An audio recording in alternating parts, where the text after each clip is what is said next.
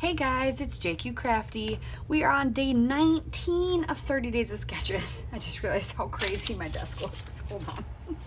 I'm gonna use this paper issues kit again that I used on day 18 because after I kind of rifled through it, I realized how much I have. And I have this cute photo of my son on his first Halloween. I did a couple other layouts with that as well, but I really like this one and I want to highlight it on its own page. So I thought this sketch would be perfect. So let's get started.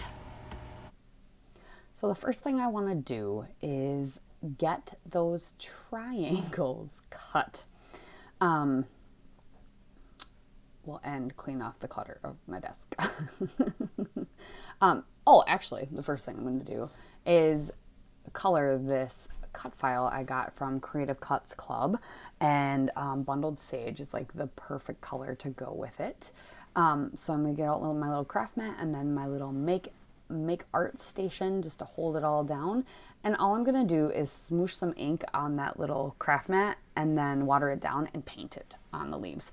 Now I decided at first I was just going to paint the leaves, but later I end up coloring kind of the outside after it's on the page, and you'll see that, and it kind of gives a nice halo to the page. But so just painted it. I'm going to set that aside to dry. Now I'm going to get the page ready. So I'm sorry if you're sick of wood grain. I'm a huge fan of wood grain. I love fall. I feel like they go hand in hand together, and I could use wood grain for any time of the year, so it doesn't bother me. But I really like this pumpkin paper. So I'm going to cut the triangles. So how I do that is because my trimmer won't, hold it diagonal. I actually fold it in half and then fold it in half again after I have the two, and then that gives you the two triangles. And then you have your line, and then you can use your trimmer, but then you don't have to worry about like actually fitting it in there. It works really well, actually. So I trimmed the pumpkin paper down to do those triangles, and then I'm just inking it up with that Bundled Sage as well. And I'm going to glue those triangles down. Now, they don't exactly line up, which technically they should, but it's getting covered up, so it doesn't matter. I'm going to mount my photo, or back my photo, with a little bit of that. There's like a turquoisey blue paper, polka dot. You can see it just peeking out. I'm going to do that, and that'll make it stand out a little bit from the wood grain and the light blue and all the orange that's going to be on this page. And we're going to go pumpkin and Halloween themed here. So I'm just going to trim down my photo a little bit just to make it a little more condensed. And there's that paper.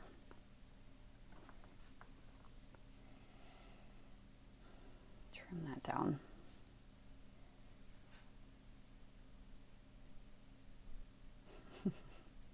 just watching myself laughing, like watching myself struggle picking up stuff. Oh yeah, and then I'm going to use some Bundled Sage and do a little bit of smooshing technique just to give the background a little bit of interest and adds just that touch. It's not super obvious because it blends in really well, but it gives just a little bit to the background.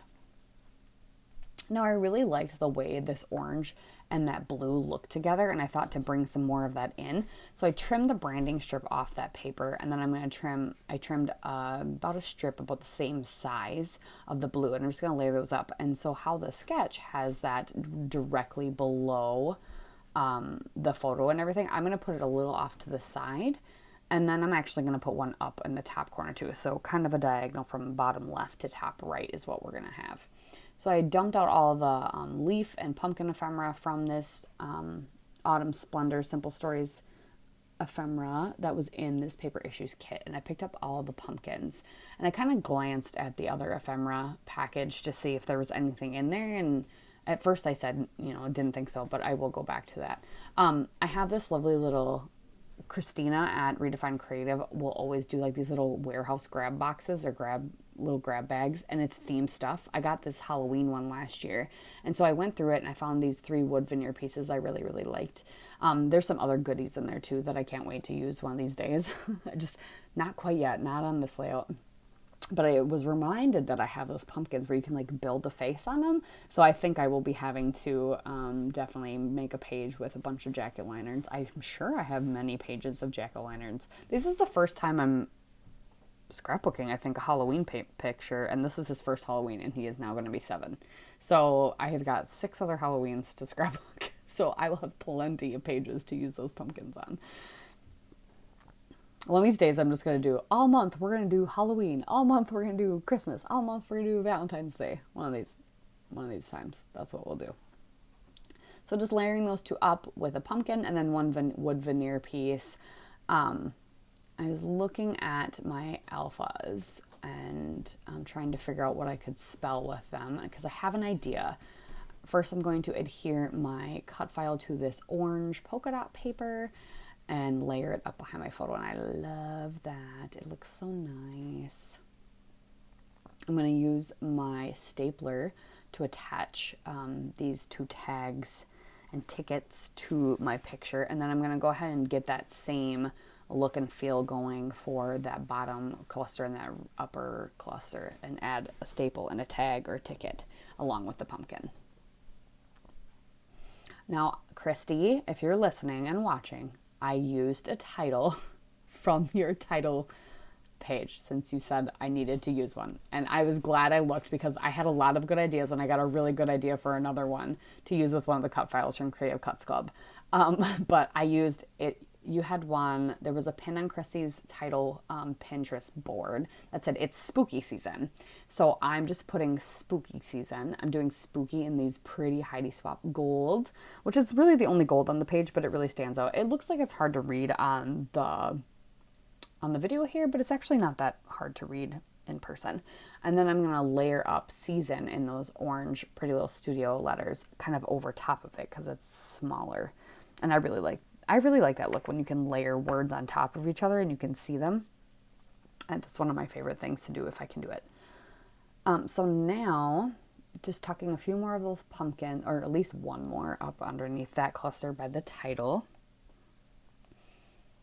And here's where I decide I don't like the stark white. So I just go around it with some sage, and it works out really good. It makes the stem really dark and then the edge of it just barely, but it's just not stark white anymore. And so it blends in a little better. It doesn't stand out as much.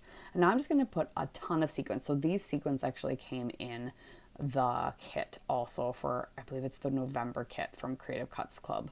Yeah, because October's for the boys. So I only have 2 more cut files for my October kit from last October and 1 for my September. And I have a bunch of November. I have 1 for my September Creative Cuts Club left, and I have only 2 for my November. I have a ton for the October one yet, but I'm slowly getting those done. My goal was to get last year's Creative Cuts Club done at least by this year. Close. I haven't even touched December's yet, so we'll see. But just still adding sequins.